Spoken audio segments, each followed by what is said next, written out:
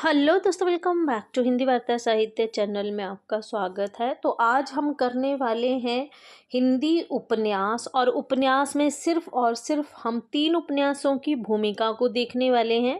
भूमिका most important है। भूमिका से आपको पता है प्रश्न हर बार बनता है, तो अभी मैं सिर्फ भूमिका को ही डिस्कस करूंगी 3 उपन्यास की। एक है देवरानी जेठानी की कहानी, परीक्षा गुरु और शेखर एक जीवनी। ठीक है, तो चलिए जल्दी से वीडियो को शुरू करते हैं। भूमिका की बात करें, भूमिका देवरानी जेठानी की कहानी, इसको देख लेते हैं। ठीक है, देवरानी जेठानी की कहानी की बात करें तो आपको पता है ये गौरी दत्त के द्वारा लिखा गया उपन्यास है, जो कि 1870 ईस्वी में लिखा गया है। ठीक है, गौरी दत्त की अगर बात करें इनके जन्म की, तो 1836 ईस्वी को इनका जन्म हुआ है और 1906 में इनकी मृत्यु हुई है। ठीक है, भूमिका की बात करते हैं। बोला यहाँ पे स्त्रियों को पढ़ने पढ़ाने के लिए जितनी पुस्तकें लिखी गई हैं, सब अपने अपने ढंग और रीति से अच्छी हैं, परंतु मैंने इस कहानी को नए ढंग से लिखा है। मैंने कौन है यहाँ पर? तो ये आपके गौरी दत्त हैं, जिन्होंने ये उपन्यास लिखा है। ठीक है, इस कहानी को नए रंग ढंग से लिखा है। मुझको निश्चय है कि दोनों स्त्री पुरुष इसको पढ़कर अति प्रसन्न होंगे और लाभ भी उठाएंगे। बोला, जब मुझको ये निश्चय हुआ कि स्त्रियों की बोली और पुरुष पुरुषों की बोली पसंद करते हैं, जो कोई स्त्री पुरुषों की बोली व पुरुष स्त्रियों की बोली बोलता है, उस है ना। तो आगे कहते हैं कि इस कारण मैंने इस पुस्तक में स्त्रियों ही की बोलचाल और वही शब्द जैसा आशय है लिखे हैं, और ये वह बोली है जो इस जिले के बनियों के कुटुंब में स्त्री पुरुष व लड़के वाले बोलते चालते हैं। संस्कृत के बहुत शब्द और पुस्तकों जैसे इसलिए नहीं लिखे हैं कि ना कोई चित्त से पढ़ता है और ना कोई इसे सुनता है। बोला, इस पुस्तक में ये भी दर्शाया गया है कि इस देश के बनिए जन्म मरण विवाह में कन्या क्या क्या करते हैं। ये यहाँ से आपका ये पॉइंट जो है ना, ये इम्पॉर्टेंट हो जाता है, इतना इतना। ठीक है, ये इम्पॉर्टेंट है भूमिका से आपका। ठीक है ना, कि बोला इस देश के बनिए जन्म मरण, तो पहले तो आप बनिया से ले सकते हो, क्योंकि बनिया परिवार की पृष्ठभूमि पर लिखा गया ही आपका ये उपन्यास है, देवरानी जेठानी की कहानी, जो कि मेरठ का एक बनिया परिवार है। ठीक है ना।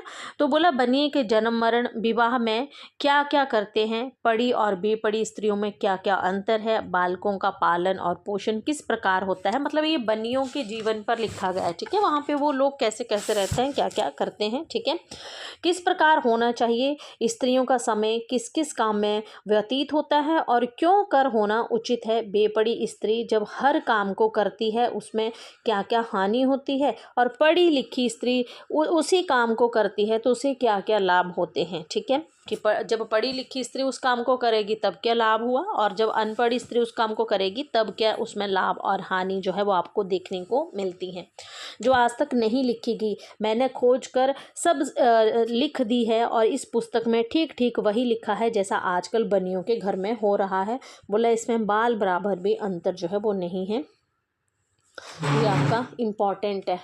ठीक है, आगे है कि प्रकट हो कि यह रोचक और मनोहर कहानी श्रीयुत M.K. सन साहिब, डायरेक्टर ऑफ पब्लिकेशन इंस्ट्रक्शंस बहादुर को ऐसी पसंद आई। ये बहुत ही इम्पॉर्टेंट है, देख लीजिएगा यहाँ से। बोला, ये श्रीयुत आपके ये श्रीयुत M.K. सन साहिब, डायरेक्टर ऑफ पब्लिकेशन इंस्ट्रक्शंस। ठीक है, इनको बोला ये कहानी इतनी पसंद आई कि मन को भाई और चित होके लुभाई, कि शुद्ध करके इसको छापने की उन्होंने आज्ञा दे दी। किसने इनको छापने की आज्ञा दी थी?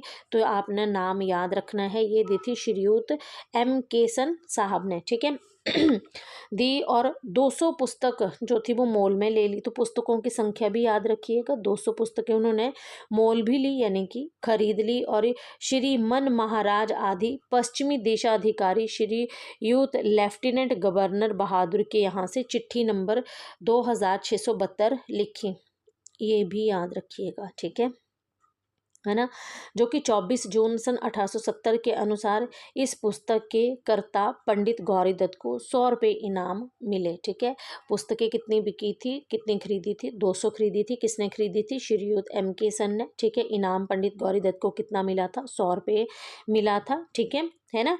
और बोला इनाम भी मिला, ठीक है। अब ये इतना इम्पॉर्टेंट है, आपको पता है कि भूमिका से प्रश्न बनता है, इम्पॉर्टेंट है, इसकी संभावना भी है, ठीक है। कि दया उनकी मुझ पर अधिक वितत से, जो मेरी कहानी पढ़े चित्त से, रही भूल मुझ में जो इसमें कहीं, बना अपनी पुस्तक में लेवे वहीं, दया से कृपा से क्षमा रीति से, छिपावे बुरों को भले प्रीति से, ठीक है। अगर आप चाहें तो इसका स्क्रीनशॉट ले सकते हैं, ठीक है ना। और इसको आप सुन भी सकते हैं। तो ये आपकी देवरानी जेठानी कहानी की जो उपन्यास है इसकी भूमिका थी, ठीक है। आगे चलते हैं, आगे हमारा है परीक्षा गुरु, तो उसकी भूमिका को भी देख लेते हैं। परीक्षा गुरु उपन्यास की बात करें तो परीक्षा गुरु उपन्यास आपको पता है लाला श्रीनिवास दास के द्वारा लिखा गया है, ठीक है। किसने लिखा है? लाला श्रीनिवास दास ने, श्रीनिवास दास के द्वारा लिखा गया है, ठीक है। श्रीनिवास दास के जन्म की बात करें तो 1851 में इनका जन्म हुआ था, और मृत्यु की बात करें तो 1887 ईस्वी में इनकी मृत्यु हो गई थी। परीक्षा गुरु उपन्यास को कब लिखा गया था? परीक्षा गुरु उपन्यास आपका 1882 ईस्वी में जो था वो लिखा गया है, ठीक है। चलिए शुरू करते हैं। परीक्षा गुरु उपन्यास की भूमिका थोड़ी सी बड़ी है, ठीक है। बीच बीच में आप देख लीजिएगा इसको। बोला, अब तक नागरी और उर्दू भाषा अनेक तरह से अच्छी पुस्तकें तैयार हो चुके हैं, परंतु मेरे जान इसी रीति से कोई नहीं लिखी गई है ना। थोड़ी सी इसकी क्लैरिटी ऐसी ही है, ठीक है, बुक में ही ऐसा लिखा है, ठीक है। परंतु मेरे जान इसी रीति से कोई नहीं लिखी गई है, इसलिए अपनी भाषा यह नई चाल की पुस्तक, मतलब अपनी भाषा में ये नई चाल की पुस्तक होगी। कौन कहते हैं? ये आपके लाला श्रीनिवास दास कहते हैं, ठीक है। कि अब तक उर्दू बोला और नागरी में कई तरह की अच्छी भाषा पुस्तकें लिखी जा चुकी हैं, पर जैसी पुस्तक हमें चाहिए थी अभी तक वैसी पुस्तक कोई नहीं लिखी है, तो इसलिए अपनी भाषा में ये नई चाल की प्रथम पुस्तक होगी। परंतु नई चाल होने से ही कोई चीज़ अच्छी नहीं हो सकती, बल्कि साधारण रीति से तो नई चाल में तरह तरह की भूल होने की संभावना भी रहती है, और मुझको अपनी मंद बुद्धि और अधिक भूल होने का भरोसा है, ठीक है। इसलिए मैं अपनी अनेक तरह की भूलों से क्षमा मिलने का आधार केवल सज्जनों की कृपा दृष्टि से रखता हूँ। आगे कहते हैं, परंतु पुरानी रीति के मन में समाये रहने और नई रीति को मन लगाकर समझने में थोड़ी मेहनत होने से पहले पढ़ने वाले का जी भी कुछ उलझने लगता है और मन उछट जाता है। इससे ये उलझा होगा, ठीक है। उलझा हाल समझ में आने के लिए मैं अपनी तरफ से यहाँ कुछ खुलासा करना चाहता हूँ। कौन कहते हैं? ये लाला श्रीनिवास दास जो हैं ये कहते हैं, ठीक है। पहले तो पढ़ने वाले इस पुस्तक में सौदागर की दुकान हाल, आपको पता है कि ये जो आपका उपन्यास है इसमें कुल 41 प्रकरण हैं आपके, ठीक है। 41 प्रकरण में जो सबसे पहला जो प्रकरण आता है वो आपका सौदागर की दुकान जो है उसी यही आता है, ठीक है। 41 प्रकरण की ट्रिक आप बिल्कुल याद रखें, है ना।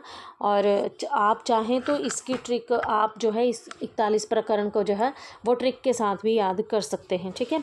अब पहला ये इम्पॉर्टेंट भी है, यहाँ से देख लीजिएगा, पढ़ते ही चकराएंगे, क्योंकि अपनी भाषा में अब तक बर्ता रूपी जो पुस्तकें लिखी गई हैं, मैं उनमें अक्सर नायक नायिका वगैरह का हाल बोला ठेसके खिलास खेल यानी कि यथाक्रम लिखा गया है, जैसा कोई राजा बादशाह। ये आपका यहाँ से इम्पॉर्टेंट है, इसको थोड़ा सा देख लीजिएगा, ठीक है। ये आपका इम्पॉर्टेंट है, अगर आप स्क्रीनशॉट लेना चाहें तो ले सकते हैं, बिल्कुल, ठीक है। बोला उनमें अक्सर नायिका वगैरह का हाल जो होता है यानी कि यथाक्रम लिखा जाता है, जैसे कोई राजा, कोई बादशाह है, कोई सेठ है, कोई साहूकार का लड़का था। उसमें मन में इस बात से ये रुचि हुई और उसका ये परिणाम निकला, ऐसा सिलसिला इसमें कुछ भी नहीं मालूम होता। लाला मदन मोहन एक अंग्रेजी सौदागर की दुकान में आस्वाद देख रहे हैं, ठीक है। याद रखिएगा, यहाँ से प्रश्न आपके बनने की संभावना है, ठीक है ना। कि लाला मदन मोहन एक अंग्रेजी सौदागर की दुकान में असबाब देख रहे हैं। लाला ब्रज किशोर आपके मुंशी चुन्नीलाल और मास्टर शंभू दयाल उनके साथ हैं। ठीक है, ये मुख्य पात्र हैं यहाँ पर। इनमें मदन मोहन कौन, ब्रजकिशोर कौन, चुन्नीलाल कौन और शंभू दयाल कौन, इनका स्वभाव कैसा है, परस्पर संबंध कैसा है, हर एक की हालत क्या है, वेरी वेरी इंपॉर्टेंट है आपका ये वाले सारे के सारे आपके पॉइंट यहाँ पर जो भी हैं। ठीक है ना। परस्पर संबंध कैसा है, हर एक की हालत क्या है, यहाँ इस समय किस लिए इकट्ठे हुए हैं, ये बात पहले से कुछ भी नहीं जताई गई है। हाँ, पढ़ने वाले धैर्य से सब पुस्तक पढ़ लेंगे तो अपने अपने मौके पर सब भेद खुलता चला जाएगा और आदि से अंत तक सब मेल मिल जाएगा। परंतु जो साहस इतना धैर्य ना रखेंगे वे इसका मतलब भी नहीं समझ सकेंगे।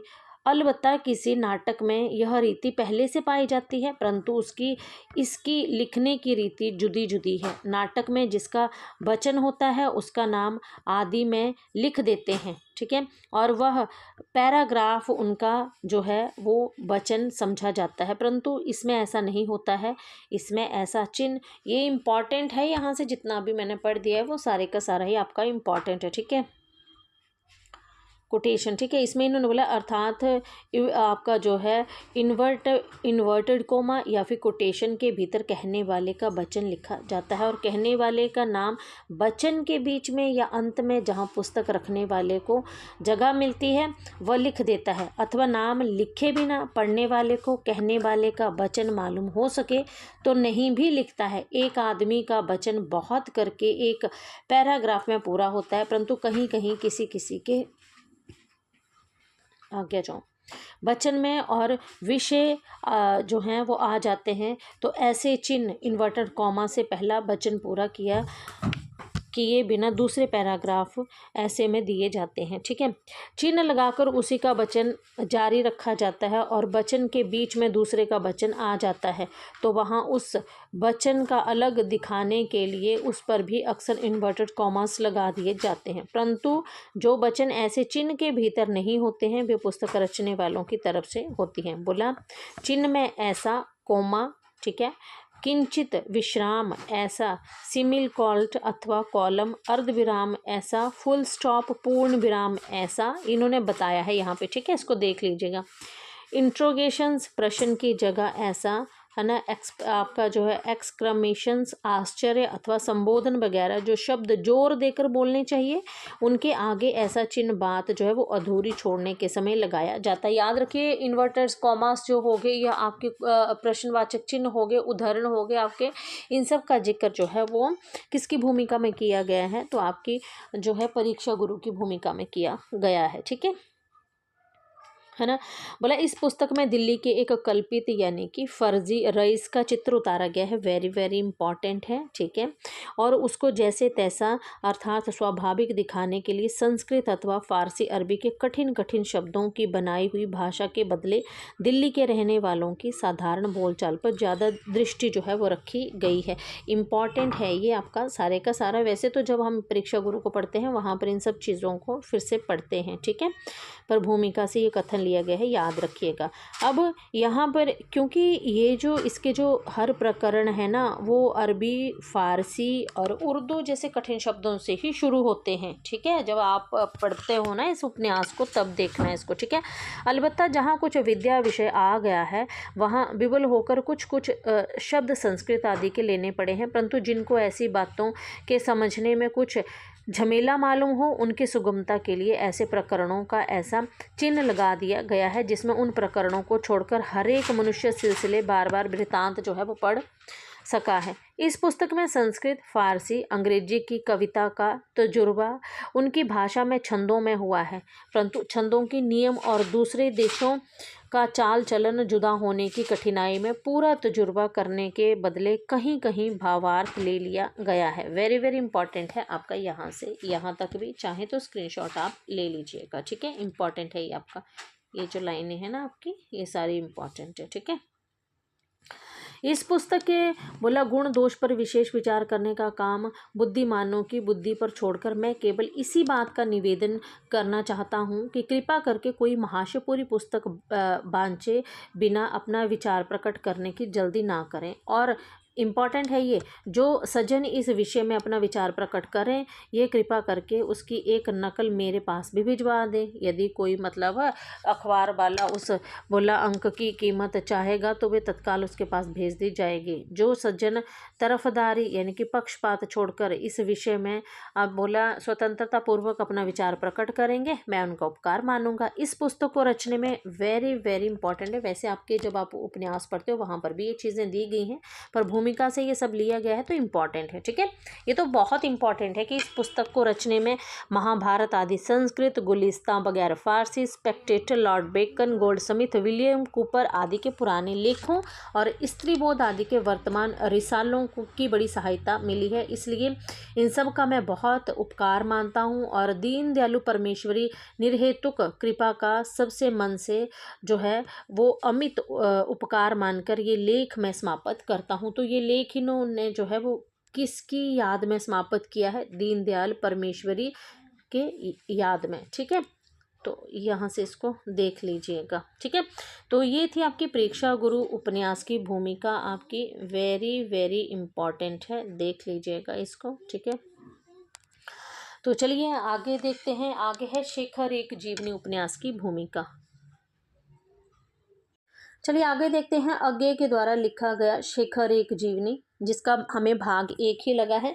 सबसे पहले अज्ञे के जन्म की बात करते हैं कि अज्ञे का जन्म जो है वो 1911 ईस्वी में हुआ है और मृत्यु की बात करें तो मृत्यु जो है वो 1987 यानी कि 1987 ईस्वी में इनकी मृत्यु हुई है। ठीक है, शेखर एक जीवनी की बात करें, इसका एक भाग लगा है जो कि 1941 में और दूसरा भाग 1944 ईस्वी में जो है वो लिखा गया है। हम भूमिका की बात कर रहे हैं। ठीक है, तो भूमिका को थोड़ा सा देख लेते हैं। यहाँ पर ये है इसकी भूमिका, है ना। वेदना में एक शक्ति है जो दृष्टि होती है, जो यातना में है वे दृष्टा हो सकता है। शेखर एक जीवनी जो मेरे 10 वर्ष के परिश्रम का फल है। ठीक है, तो शेखर एक जीवनी कितने वर्षों का? 10 वर्षों का जो है बोला उसका परिश्रम का फल है। 10 वर्षों में अभी कुछ देर है, लेकिन जीवनी भी तो अभी पूरी नहीं हुई। घनीभूत वेदना की केवल एक रात में देखे हुए विजन को शब्दबद्ध करने का प्रयत्न जो है किया है। आप इसे शेखी समझ सकते हैं। मेरे कहने का ये अभिप्राय नहीं है कि इतना बड़ा पोथा मैंने एक रात में ही गढ़ डाला। कौन कह रहा है? ये अज्ञे जी कह रहे हैं। ठीक है, ये कौन कह रहा है? ये अज्ञे जी कह रहे हैं जिन्होंने लिखा है। ठीक है ना। आप मेरे एक एक शब्द को फिर ध्यान से पढ़िए। शेखर क्या है? घनीभूत वेदना की केवल एक रात में देखे हुए विजन यानी कि शब्दबद्ध करने का प्रयास है। संभव है आप जानना चाहेंगे वह रात कैसी थी, किंतु वैसी बातों का वर्णन शक्य नहीं होता, ना उसका आपके लिए कोई प्रयोजन ही है। आपके लिए तो उसका यही वर्णन है और यही महत्व हो सकता है कि उसमें मैंने ये विज़न देखा था। वह रात मुझे उपलब्ध कैसे हुई, इसके संबंध में इतना बता सकता हूँ कि जब आधी रात को डाकुओं की तरह आकर पुलिस मुझे बंदी बना के ले गई। ये ना बहुत इंपॉर्टेंट है, यहाँ से आप पक्का कन्फ्यूज़ होंगे। यहाँ से यहाँ तक देख लीजिएगा, है ना, ये वाला जो है। ठीक है ना। बोला जब आधी रात को, ये कहाँ से लिए गया है? ये शेखर एक जीवनी उपन्यास की भूमिका से जो है ये पंक्तियाँ उठाई गई हैं। जब आधी रात को डाकुओं की तरह आकर पुलिस मुझे बंदी बना के ले गई और उसके तत्काल बाद पुलिस के उच्च अधिकारियों से मेरी बातचीत फिर कहा सुनी और फिर थोड़ी सी मारपीट हो गई, तो मुझे ऐसा दिखने लगा कि मेरे जीवन की इति श्री जो है शीघ्र होने वाली है। फांसी का पात्र मैं अपने को नहीं समझता था, ना अब समझता हूँ, लेकिन उस समय की परिस्थिति और अपनी मन स्थिति के कारण ये मुझे असंभव नहीं लगा, बल्कि मुझे दृढ़ विश्वास हो गया कि यही भविष्य मेरे सामने है। अपने बोला ऊपर मैंने कहा कि घोर यातना व्यक्ति को दृष्टा बना देती है। यहाँ यह भी कह दूं कि घोर बोला तरह आकर, अच्छा ये वही है। ठीक है ना। बोला यहाँ ये भी कह दूं कि घोर निराशा उसे अनासक्त बनाकर दृष्टा होने के लिए तैयार करती है। मेरी स्थिति मानो भाव अनुभावों के घेरे से बाहर निकलकर एक समस्या रूप में मेरे सामने आई। अगर यही मेरे जीवन का अंत है तो उस जीवन का मूल क्या है, अर्थ क्या है, सिद्धि क्या है, व्यक्ति के लिए, समाज के लिए, मानव के लिए? ये भी आपका कथन बहुत इम्पोर्टेंट है। ठीक है, यहाँ से आपको आ सकता है। ठीक है, कहाँ से? यहाँ से आ सकता है आपको। ठीक है, कि बोला उस जीवन का मोल क्या है, अर्थ क्या है, सिद्धि क्या है, व्यक्ति के लिए, समाज के लिए, मानव के लिए। इस जिज्ञासा की अनासक्त निर्ममता के और यातना की सर्वभेदी दृष्टि के आगे मेरी जीवन धीरे धीरे खुलने लगा है। कथन किस उपन्यास से लिया गया है, तो शेखर एक जीवनी से। ये आपका कथन क्या है, इम्पॉर्टेंट है, इस कथन को देख लीजिएगा, ठीक है। एक निजी और अप्रासंगिक विसंगति के रूप में नहीं, एक घटना के रूप में, एक सामाजिक तथ्य के रूप में, और धीरे धीरे कार्य कारण परंपरा के सूत्र सुलझ कर हाथ में आने लगे। पाँव फटने तक सारा चित्र बदल गया। अर्थ के बहुत से सूत्र मेरे हाथ में, ये भी इम्पॉर्टेंट है, ठीक है। वैसे तो ये जो भूमिका होती है ना, ये सारे के सारे ही इम्पॉर्टेंट होती है, क्योंकि हम जितने पेपर अभी तक एवेल्युएट करते आ रहे हैं उनमें सभी में जो है आपके बने हुए हैं प्रश्न, ठीक है। अच्छा, हम पहुँचे थे। बोला अर्थ के बहुत से सूत्र मेरे हाथ में थे, लेकिन देह जैसे झर गई थी, धूल हो गई थी, थक थक कर, किंतु शांति पाकर मैं सो गया और 2-3 दिन तक सोया रहा। यही उस रात के बारे में कह सकता हूँ। उसके बाद महीना भर तक कुछ नहीं हुआ। 1 मास बाद जब मैं लाहौर किले से अमृतसर जेल के लिए गया। कितना इम्पोर्टेंट पॉइंट है, देखो, है ना, कि लेखक जो है वो किस जेल में गया, कब गया, समय तो वैसे भी आपको पता है इम्पॉर्टेंट ही होते हैं आपका, ठीक है। तो इसको बिल्कुल देख लीजिएगा, ये बहुत इम्पॉर्टेंट है आपका, वेरी वेरी इम्पॉर्टेंट है, ठीक है ना। बोला कि उसके बाद महीना भर तक कुछ नहीं हुआ। 1 मास बाद जब मैं लाहौर किले से Amritsar jail, very very important, ठीक है, कि लाहौर किले से अमृतसर जेल के लिए गया, तब लेखन सामग्री पाकर मैंने 4-5 दिन में, उस रात में, समझे हुए जीवन के अर्थ और उसकी तर्क संगति को लिख डाला। पेंसिल से लिखे हुए वे 3-100 पन्ने, कितने पन्ने लिखे थे, 3-100 पन्ने, यानी कि 301 पन्ने शेखर एक जीवनी की नींव, समझे हुए जीवन के अर्थ और उसकी, मतलब 301 पन्ने शेखर एक जीवनी की नींव है। उसके बाद 9 वर्ष से अधिक मैंने उस प्राण दीप्ति को एक शरीर देने में लगाए हैं। कितने वर्ष, 9 वर्ष, ठीक है ना, उसी को शरीर देने के लिए, इसीलिए कि वैसी इंस्टेंसिटी, तीव्रता केवल कल्पना के सहारे नहीं हो सकती। वह जीवन में ही मिल जाए तो कल्पना से उसे संयत ही किया जा सकता है, पूर्वापुर का जामा ही पहनाया जा सकता है। यदि आपने क्रांतिकारियों के जीवन का कुछ भी अध्ययन किया होगा, ठीक है, तो आप पाएंगे कि अथक कार्यशील इन प्रणालियों में उनके सारे कृतित्व के नीचे छिपी हुई कठोर नियति रहती है। क्रांतिकारी अंतर्गोतवा एक प्रकार के नियतिवादी होते हैं। याद रखिएगा, क्रांतिकारियों के लिए क्या बोला है, क्रांतिकारी अंतर्गोतवा एक प्रकार के नियतिवादी जो हैं होते हैं। अगर इसका अर्थ पूछ लिया तो बिल्कुल याद रखिएगा, ठीक है ना। लेकिन यह नियतिवाद उन्हें अक्षम और निकम्मा बनाने वाला कोरा भाग्यवाद नहीं होता है, वे उन्हें अधिक निर्मम होकर कार्य करने की प्रेरणा देता है। इसमें वह गीता के कर्मयोग से एक सीढ़ी आगे होता है। ये भी आपका इम्पोर्टेंट है, यहाँ से जो यहाँ पे ये बात की गई है ना, ये, ठीक है, इसमें वह गीता के कर्मयोग से एक सीढ़ी आगे होता है, क्योंकि वे कर्ता बोला को निमित्त नहीं बना देता। यदि यो कहा जाए कि क्रांतिकारी या नियतिवादी अटल नियति की स्वीकृति ना होकर जीवन की विज्ञान संगत कार्य कारण परंपरा पर गहरा विश्वास होता है, तो शायद सच्चाई के निकट होगा। मेरा ख्याल है कि आज के अधिकांश वैज्ञानिक भी कुछ इसी प्रकार के नियतिवादी हैं। शेखर की बात करें, जीवनी के क्रांतिकारी, मतलब शेखर जो है एक क्रांतिकारी नायक ने अपने जीवन में इसी नियति के सूत्र को पहचानने का प्रयत्न किया है, क्योंकि उसे पहचान लेना ही जीवन को समझ लेना जो है बताया गया है, ठीक है। अब आगे इसका ये जो है ये दूसरा भाग है, ठीक है। आगे फिर आपका वही आ जाता है देवरानी जेठानी की कहानी, ठीक है। तो आज हमने 3 उपन्यासों की भूमिका को किया है, ठीक है। अगर वीडियो पसंद आई, वीडियो को लाइक और चैनल को सब्सक्राइब ज़रूर कीजिएगा। मिलते हैं नेक्स्ट वीडियो में, तब तक के लिए धन्यवाद।